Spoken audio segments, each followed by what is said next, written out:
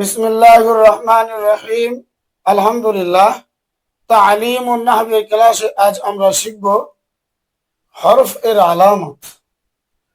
হরফ এর আলামত দুইটি। যে কোনো হরফ আমরা যদি দেখতে পাই আলামত কয়টি? দুইটি। একসাথে দুইটি পাওয়া যাবে।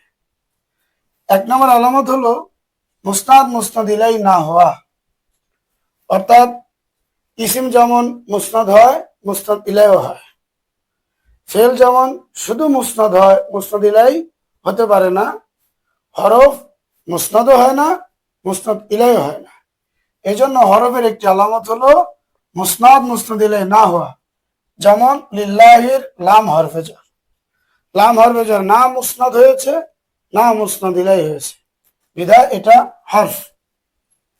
দুই নম্বর আলামত হলো আমরা যে ইসিম এবং ফেলের আলামত গুলো জেনেছি সেগুলো না হওয়া, অর্থাৎ দুই নম্বর আলামত হলো ইসিম এবং ফেলের আলামত সমূহ থেকে মুক্ত হওয়া।